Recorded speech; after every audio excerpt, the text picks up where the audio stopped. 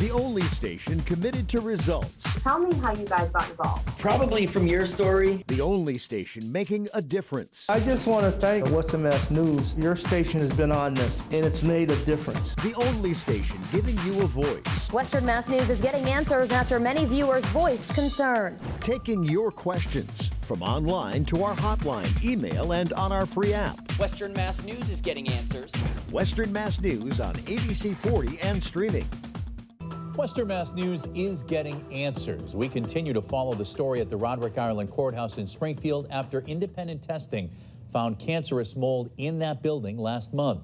Good Thursday evening, everyone. Thanks for joining us. I'm Chris Pisano. And I'm Jordan Jagalenzer. Employees at the courthouse filed a lawsuit against the Massachusetts trial court in the Supreme Judicial Court, which has been delayed amid settlement talks.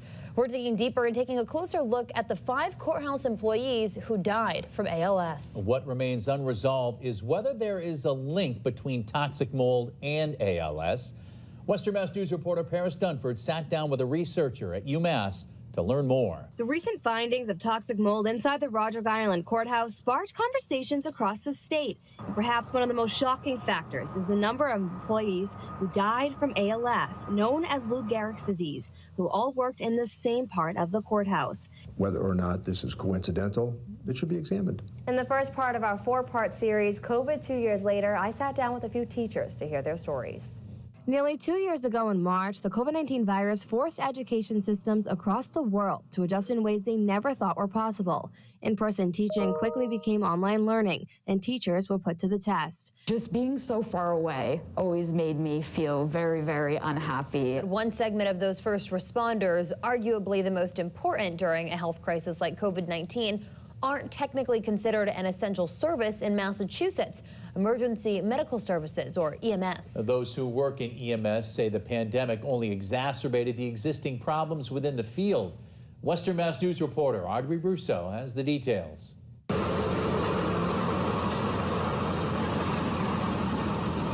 911 is one of the first phone numbers we learn. Dialing the numbers, hearing the siren,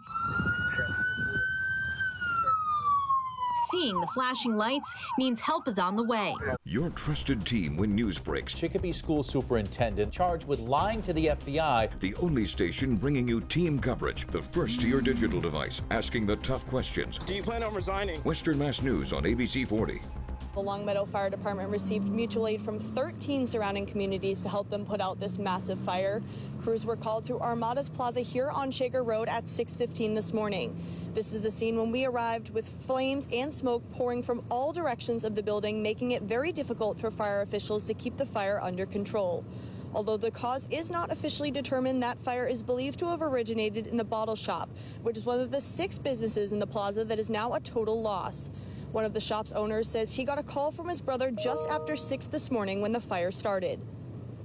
We got here and talked to the firemen, and they said, we thought we'd contain it in the middle, but the wind took it right down to Armadas. We have team coverage for you on this Wednesday. Western Mass News reporter Paris Dunford is in Charlton. But first we begin with Western Mass News reporter Briseida Landaverde, who is at the State Police Barracks in Lee. Briseida.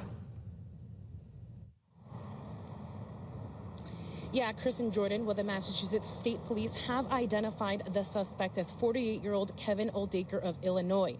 Now, right now, he is being processed on 2 outstanding warrants from 2 different states and on new charges from this morning's incident.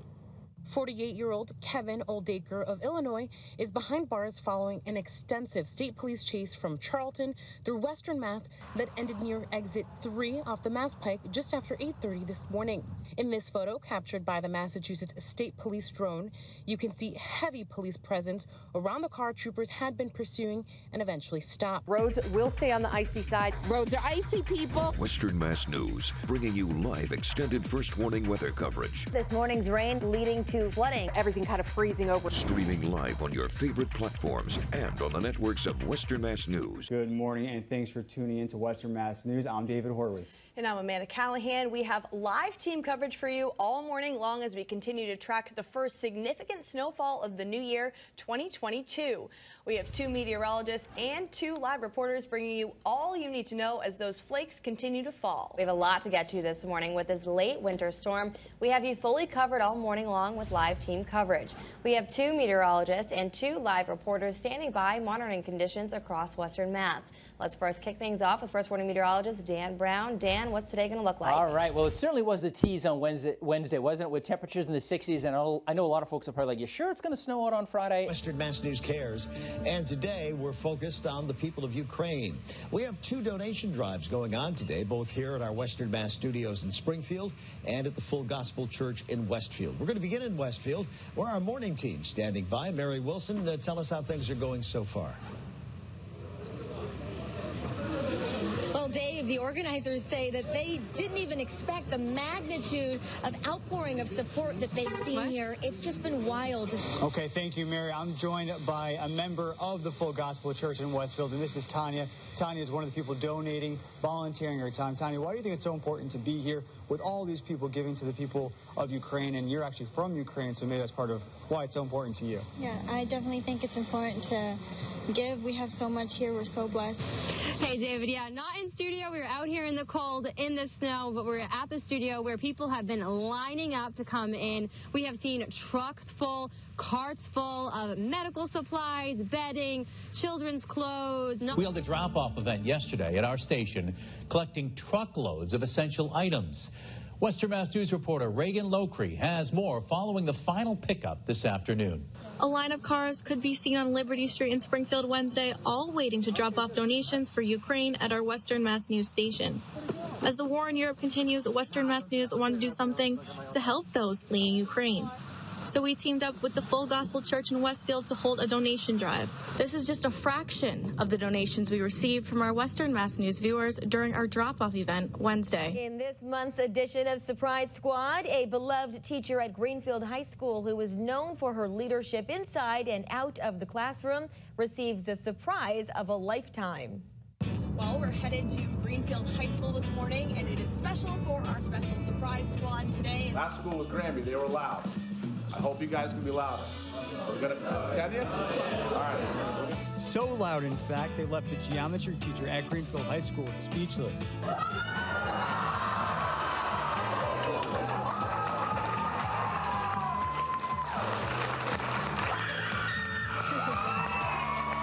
We are the Western Mass Hyundai Dealer Surprise Squad, and today is all about you. So this surprise is for you. Nominated by one of your students, Brielle, she says you're such an amazing geometry teacher and as well as an advisor to so many of their clubs. They really appreciate you and just so happy to give you something in return for all you give to all of them. Oh, that's so sweet. Brielle, who nominated Miss Mass, says she has created a culture that has changed their community. There's no other like Miss Mass. The arrest of Superintendent Clark expected to be discussed tonight, and whether she'll keep her job. Western Mass News reporter Paris Dunford continues our live team coverage with more from a school committee member who will be at that meeting. Paris. Chris, Jordan, that's right. We spoke with school committee member David Marisol, who will be at that meeting tonight. We spoke with him about his disappointment after hearing about Clark's arrest. Now, he's hoping before that meeting that Clark hands in her resignation. News erupted throughout Chicopee. School Superintendent Lynn Clark arrested and charged by the FBI on Wednesday, accused of giving false statements. She's caused so much damage.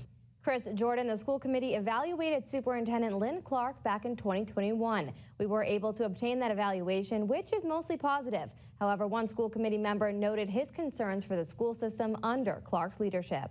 Chicopee School Superintendent Lynn Clark was placed on administrative leave after being arrested by the FBI back on April 6. According to court documents, she allegedly sent 99 text messages that were threatening in nature to an unnamed candidate for police chief. That paperwork also states that Clark sent those text messages because she felt if that candidate became police chief, it could negatively impact Clark's position as superintendent. Clark, a longtime educator in the Chicopee Public Schools, was named superintendent in February of 2020. Western Mass News was able to obtain her first-year evaluation in 2021.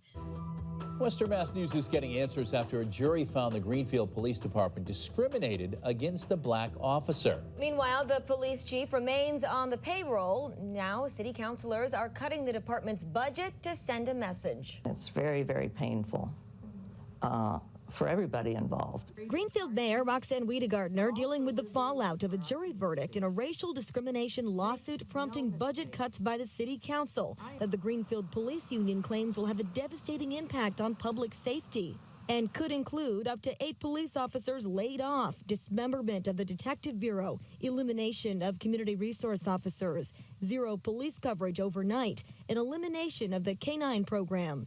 In May, a special jury in Hampshire County Superior Court found Police Chief Robert Haig Jr. and the department discriminated against former black officer Patrick Buchanan, denying him a promotion back in 2014 over racial animus.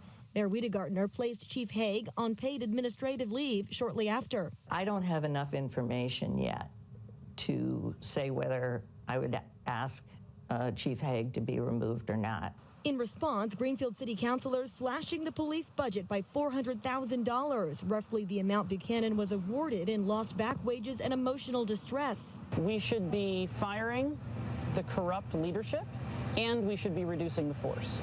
They acted to send a message, and that is not the basis upon which responsible people charged with governing make decisions. And every citizen in the city of Greenfield who relies on the police department should be angry. Greenfield's acting police chief denied our interview request, but the union says it will be 8 junior officers who lose their jobs, not top brass.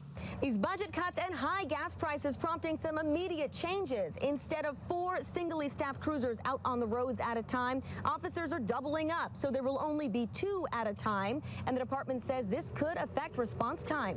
The police union claims citizens, quote, will not be getting the response from specialty trained officers in unattended deaths, adult and juvenile sexual assaults, missing persons, financial crimes, narcotics, and crime scene services. It's not a concern shared by City Councilor Jasper Lapiensky. I think there's not a cause for concern because we will be safer with less cops on the streets. Longtime Greenfield resident Susan Wergaftig says councilors use the only tool at their disposal, budgeting, to try and hold the chief and the department accountable. The town has not taken responsibility for this in any way. No one outside of the city councilors who have said this is a problem. Get rid of Chief Haig. But Mayor Wiedegartner, who inherited the suit when she became mayor in 2020, is not ready to do that. Police Chief Haig and the police department have, for the last whatever it's been, 7 or 8 years, have made great strides in both understanding what it means to govern or to police based on social justice issues and lack of discrimination or racism. The mayor says the trial may not have been fair and the decision could still be appealed. I believe the attorney and the insurance company when they say neither he nor the city got a fair shake. But Mayor Wiedegartner says racism has no place in the police department, and that's why she's called for an independent audit. We need to have an outside presence look at the police department and tell us, have we made great strides? What else do we need to do? But some residents aren't convinced. If it's just to whitewash the process and to make us all try to go away, that's not acceptable. The mayor says she's also considering starting a police commission that would have more oversight of the department. Can we do more? Clearly we have to do more. That was obvious, or is obvious now.